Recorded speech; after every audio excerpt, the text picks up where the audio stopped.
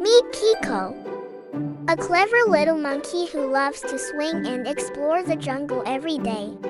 One morning, Kiko saw something odd floating in the river. Was it just a rock?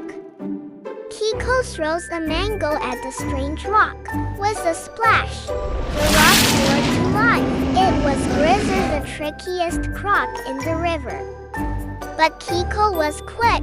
He grabbed a vine and escaped just in time.